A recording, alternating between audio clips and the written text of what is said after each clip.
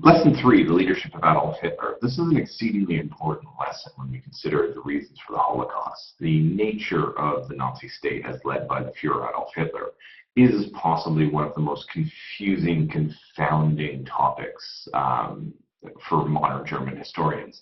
And in many ways, until you've achieved let's say, a realistic but a thorough understanding of just how this system worked or didn't, can you ever begin to understand how the orders from the final solution happened as an evolutionary process in many regards, led by the very direct worldview of the Führer Adolf Hitler? Now, let's start off with Hitler coming to power. We know he becomes chancellor on the 30th of January, 1933, and he comes to power not because he was the winner in an election. He comes to power as a result of the deal with conservative nationalist politicians. Most prominent among those was Franz von Papen, who believed that part of the deal would leave Hitler in charge of Germany as chancellor, with only 2 Nazis in his cabinet, surrounded by very powerful, influential conservative figures who, in fact, could hem him in. They, in many ways, seriously underestimated Adolf Hitler and how quickly he moved to outmaneuver them. And of course, he'll call for new elections in March of 1933, and these elections, interestingly enough, despite being overwhelmingly influenced by the SASS, who are allowed to roam the streets and intimidate voters, do not yield a majority outright for the Nazis. They do have a majority if they are able to form a coalition with other nationalist parties. That means form a coalition with parties on the very right wing of the German spectrum. Then they would have the ability to get the Enabling Act passed, which they do shortly thereafter with the help of the Center Party, which represents German Christians, Roman Catholics. The Center Party should not be confused for a party that sits in the middle of the spectrum. Theoretically, I suppose that's how they position themselves, but by this time they're very much on the right of German politics, and they are willing to, for a matter of compromises. I believe the major issue for the Zentrum or the Center Party in Germany at this particular time was they were willing to effectively sell themselves out to destroy democracy in Germany for basically an amnesty against SA violence and brutality, which Hitler, of course, gives them. Other political parties at this point have been completely harassed out of existence. The Center Party did not want the same harassment happening to them, so they were willing to side with Hitler, and they passed the Enabling Act, which gives him dictatorial powers for a few years. And it's also important to note that this doesn't necessarily mean Hitler is completely unlimited at the top of Germany. Number one, as long as President Hindenburg was alive, the aging World War I general who acted as president, Hitler is still number 2 on the totem pole. He couldn't ignore the views of the president, and he couldn't dismiss they couldn't dismiss him either. The chancellor withholds the power to dismiss Hitler. The president holds the power to dismiss Hitler at this point. Additionally, because he had come to power on the backs of conservative nationalists, he had to remain in their interests. He did not have the 50% support he needed in the Reichstag. So in order to remain in power until this point, he does need the support of the conservatives in government. He needs to do things that they like. He needs to side with big business who fund them. He needs to be on the side of the Army High Command, who can speak very angrily about Hitler and then probably have him dismissed. The major issue, of course, for Hitler, and the third major limit on his power, was the fact that his elements within his own party were increasingly unpopular. The SA stormtroopers, led by Ernst Röhm, wanted Hitler to basically start a radical Nazi revolution immediately. And Hitler knew he couldn't do this. He wouldn't alienate the conservatives, and these are the people he relied on in power. So he had limits and problems, and those limits were both external and internal. He's being pushed from below by the SA, and of course, from the top, he has the limits of the coalition he's in, not to mention the fact that the president is still in existence. Hitler solves a third of those problems in The Night of the Long Knives. Basically, Goebbels fabricates, for lack of a better word, an excuse that Röhm was planning to overthrow Hitler, which arguably isn't true. It's certainly not true at the moment, but whether Röhm had actually considered it because he was pushing for a more radical revolution, potentially, but not realistically at the time, Röhm wasn't a threat, and has the leaders of the SA shot. The SA is sort of removed from being a massive power center of the Nazis. Now, the SA was essential, really, in many ways in the rise to power, using violence and intimidation to intimidate socialists, help the Nazis achieve a better result in the March 1933 elections, et cetera, et cetera. But the army felt that this sort of quasi-military political organization, the SA, were a threat. And they were, with Hitler as the chancellor, the army risked being dethroned from its privileged position in German society.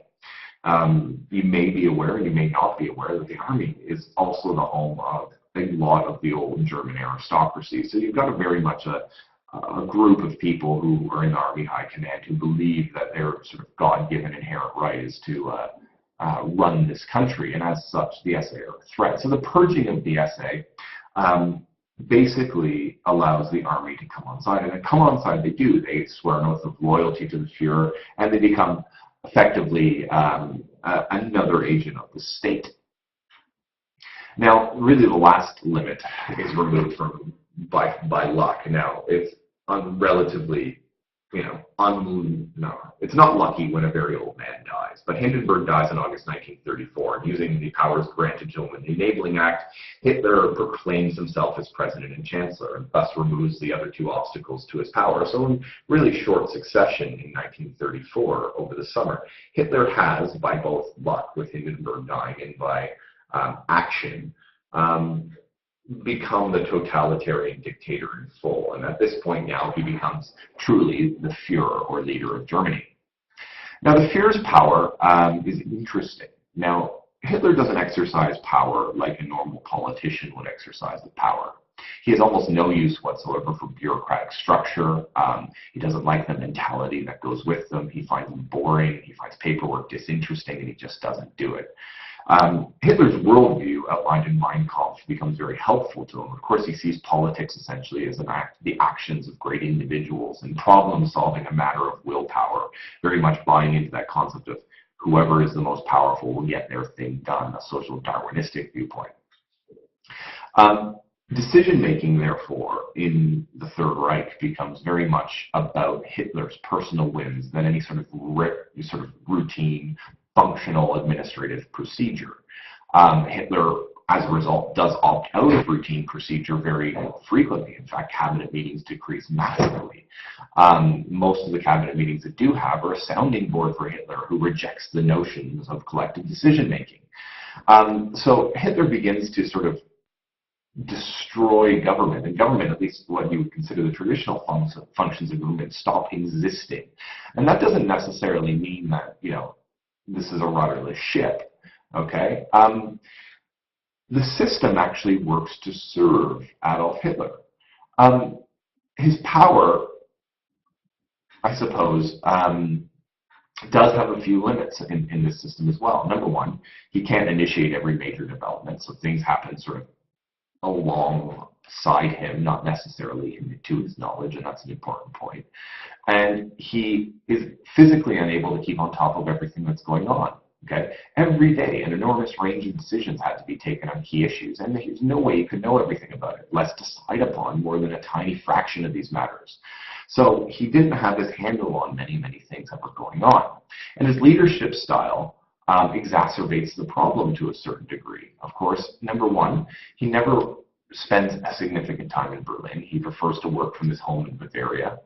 He hates Berlin, and he hates the people there and just about everything that goes with it. He's adverse to systemic work and paperwork. And I wouldn't say adverse to systemic work. He doesn't like it, save for the things he's truly interested in. If it's something like foreign policy, for instance, you'll find that Hitler can work doggedly. But in general, the goings-on of the economy, how waste management is carried out in the Third Reich, completely out of his picture. He's just not interested whatsoever. Therefore, government basically ceases to run from the in a normal sense. It basically happens in the form of face-to-face encounters with his subordinates. Hitler could take decisions on things by making just a mere remark. Someone could say something to him briefly, very briefly in passing. Hitler could give a wink or a nod of agreement, and that would become law. And as such, little or no record survives of these encounters. In fact, it's very difficult for historians to piece together the history of how the government of the Third Reich ran, because there was no records. Much of it was just told to Hitler, and either nodded an agreement or waved something off or signed his name without even considering it. And this, of course, confounds historians, and is a central question of this topic.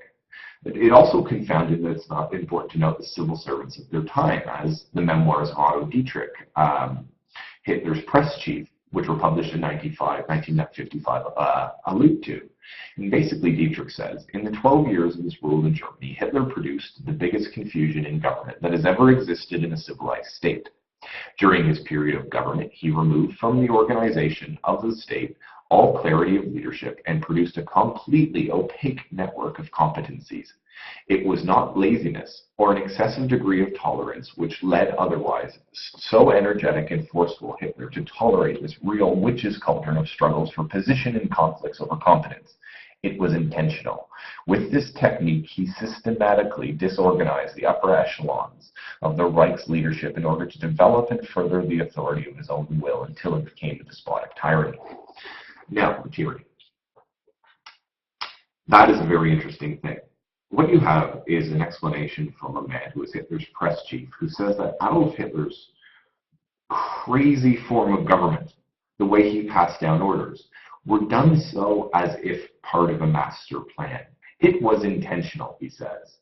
Okay? To systematically disorganize government at all levels, therefore ensures that he has authority and his will is carried upon until it becomes this sort of despotic tyranny.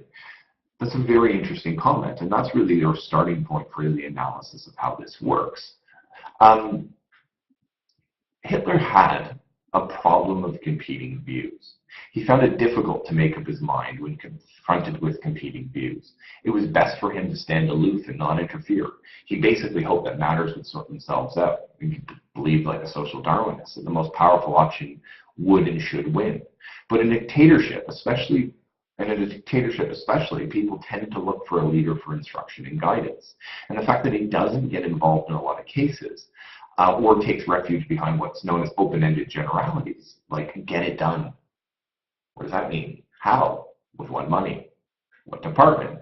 These are the types of things that Hitler would use to run his country. And it really affects the smooth running of government. So was it intentional?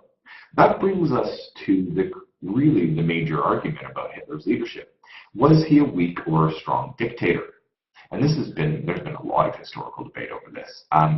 The intentionalists say that, very much Hitler was strong. Otto Dietrich, for instance, would be an intentionalist. In other words, Hitler intended things to be as they are. They were of his making, and this therefore makes him a strong dictator. Even though it seems out of control, everything happened according to the Führer's master plan. On the other extreme pole of that was that he was a weak dictator. He was useless and lazy and didn't involve himself in much work, and in many ways got lucky. Now, that argument has been picked apart, and there's a broad consensus sort of reached. The first part, and it really needs to be said, that Ian Kershaw's sort of charismatic domination theory comes into play, and that will make sense what that means very, very shortly. But what basically the consensus is right now is that Hitler is the master of the Third Reich. He is in charge. Everybody follows his will. That doesn't necessarily mean he was involved in everything, but he is the top. Okay? He did have some impressive qualities. He had an excellent memory, a quick mind. He could work with, as I mentioned earlier, discipline and tenacity in areas that interested him. His will, under no circumstances, is not seriously challenged, even though, broadly speaking, he may not be silent on an entire issue. If Hitler has a broad directive, such as, we shall fix the economy, you don't have to wait for Hitler to tell you what to do. You will broadly fix the economy, and if you don't, you will find yourself out of a job. And if you deviate from the Hitler's instructions, well, then you're in trouble. So his will isn't challenged whatsoever between 1933 and 1945. And actually, I shouldn't say whatsoever. It's not seriously challenged at all. And all of his decisions that he does make are put into practice. It is correct to say, like the structuralists, the weak dictator people, that he did not involve himself in the details of policymaking, but he did reserve the fundamental decisions for himself, like what to do with Germany's foreign policy, to occupy the Rhineland, or to ignore the Munich Conference, for instance. Kershaw, our favorite, has argued that elements of both views, weak and strong, are true. And he says, Hitler was often uninvolved in decision, but this illustrates, oddly enough, his great power. To maintain his image as the infallible leader, he could not be involved in all the factional struggles, but rather he would just let the strongest official win.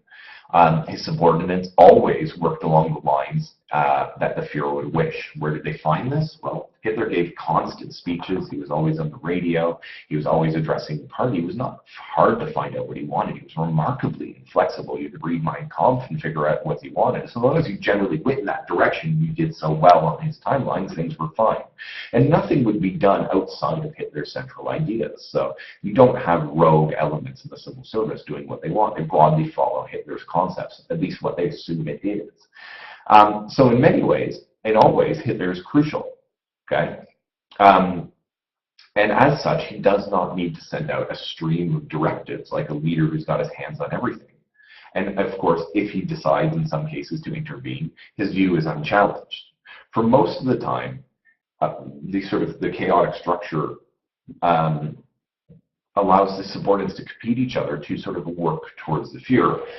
One of the other interesting realities is this leads to what's known as a radicalization of the regime. Of course, people trying to get in the Fuhrer's good books. And if you succeed in this government by following Hitler's will and by getting his attention and having him approve your will, you could do whatever you want. It allows people, it forces people, it empowers people to do more and more intensely radical things, and you sort of see where that is going. So the debate in many ways on weak strong has sort of been found by, Kershaw's middle ground. I think Kershaw would say that Hitler is slightly more powerful than he is weak, simply put, because he is so central to everything. That is not to deny the fact that things happen outside of his control. That wasn't necessarily Hitler's intention, as stated, to allow this sort of chaotic structure, but at the same time it served him well, and because he was so central to the party, then things happened along his lines. So the Third Reich is not just a personal dictatorship, okay? It's one where the one-party state had sole authority over every aspect of German life, and this state isn't well organized, nor is it efficient whatsoever. There are all sorts of bureaucracies and agencies in the Third Reich that have no precise relationship between them. In fact, there's elements of competing agencies. Let me give you a few examples. After 1933, the state and Nazi organizations will compete to implement a political program which will only usually be outlined in brief by Hitler. And what we have is a complicated relationship developing, sometimes known as the dual state. When Hitler comes to power in his Nazi takeover, he does not Nazify state institutions. Institutions like the Foreign Office, institutions like the Minister of the Economy. As two examples, continue being the German Foreign Office, the German Economics Ministry. The Nazis will create similar organizations, but not remove the existing state ones. So at one point, for instance, there may be 2 or 3 different organizations, such as the Economics Ministry, traditional state organization, by 1938 was competing with the Office of the Four-Year Plan, which was run by Hermann Goering, which is a Nazi state. Which one got things done? The one that could get Hitler's attention. So you have sort of an uneasy tension, and very much you see early on, especially as Hitler's trying to placate people, that the state institutions continue their function. But at the later part of the 1930s, the party institution starts to overtake them in this dual state. Hitler was sympathetic to the radicals, okay? And even though he wanted to destroy the state institutions, probably in his heart right away, he realized that he couldn't do so. These people were knowledgeable. Okay, the Nazis were a group of, in many cases, paramilitary radicals. They did not have the internal talent to staff the institutions and run anything in Germany effectively at all. So replacing these state institutions in 1933 would have meant that they would be staffed by unqualified party members, and therefore effectively undermine his ability to achieve any of his goals. So he let them be as long as they were needed. So you have a German government that's a mesh of state and party agencies, and they don't work necessarily well together. What's even more confusing, and let's just put this in perspective here. I feel it's sometimes necessary because this is a lot to take in. Number one, you have a despotic tyrant at the top who doesn't take a lot of decisions for himself. He outlines broad policy, okay, in brief to the people around him, but more commonly in large speeches, or he refers to things he said in Mein Kampf. He doesn't involve himself in the day-to-day running of the country very much. When he does, of course, his opinions are unchallenged, but he lets people get on with it as long as they're following his broad ideas. This means that in terms of how the state runs, the state institutions that he inherited when he became leader continue on as long as they're useful. He will then, when a need arises, create party institutions that will run alongside the state institutions. So you may have multiple institutions. Okay, the example I had given earlier was the Office of the Four-Year Plan in the Economics Ministry. There are a couple other examples. Like, for instance, look at Hitler himself. At one point, Hitler has 4 offices, okay, 4 secretaries who claim to be the conduit to the Fuhrer. He often only listens to the secretary he's getting along with at that moment. So who do you talk to if you need to talk to the Fuhrer? You talk to the person who's closest to him. But there are 4 people who are close to him, and 4 offices claiming to speak to him. So you see how things sort of happen, and nothing ever goes away. So that is sort of the conflict in the state. What makes things, I guess, a third layer of confusion is the Nazi Party itself isn't unified.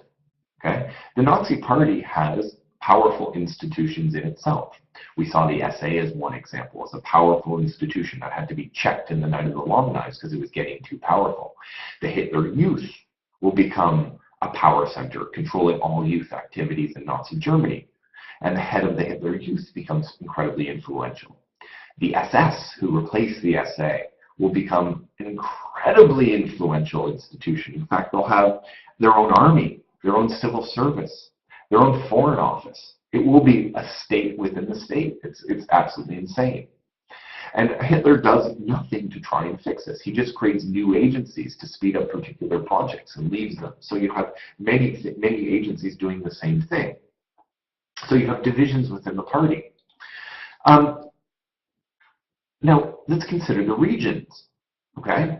In 1933, Germany is divided into 35 Gaus, districts, led by a Gauleiter, okay? Each of these Gauleiters could supersede any department it needed and speak directly to the Fuhrer because they considered themselves Hitler's personal agents, okay? There are many cases where the Gauleiters ignore or amend government policy or instructives that aren't the result of a direct order by the Fuhrer. I'll give you a really good example. During the war, a man named Franz Todt, between 1940 and 1942, is in charge of German armaments. And you would think during the war, the building of tanks, the building of planes would be massively important. Now, Todt was an important individual. He had access to the Fuhrer, but he did not have direct access to the Fuhrer. So when he finds out in 1941 that a Gauleiter in the Saar region is diverting coal from industries needed to produce Panzer tanks, necessary weapons for the war that Hitler's trying to win, to his own region to heat his home and that of his family, he's unable to do anything. The Gauleiter simply has the ear of the Führer nods, and that becomes law. So you have confusion where elements of the party can supersede elements of the state, even though perhaps those elements are institutions within the Nazi party. So there's not a unifying party structure. And this lack of unity allows extremely strong individuals with a personality. I think Albert Speer comments the fact that the Nazi party took people with iron hearts and sharp elbows. And two of the best examples are Goering and Himmler. These people accumulate huge amounts of power and largely ignore everyone but Hitler. And they're completely allowed to do so, even though some of the things they're doing run counter to the state. Give you another great example. You would think that in the war, the German army would be the most important unified body. But the SS itself has its own army that is not part of the Wehrmacht and does not answer to the German high command. It answers to Himmler, who broadly follows the German structure, but at the same time, they can supersede the orders of the German generals and do as they wish. It's completely insane, but that's how this worked. So this leads to what's known as authoritarian anarchy, perhaps, okay? And it's probably easy to conclude that this is completely nuts, okay? Of course, these various power centers operate in their own interests. They often work in opposition to each other. And the third degree is characterized by a large degree of this institutional anarchy, and this is pretty unique. So it's, you get people like Mommsen and Brozat, and these guys have cast doubt on the degree to which the Nazi system was a product of conscious design. Okay, they say that this anarchistic system was controlled by Hitler.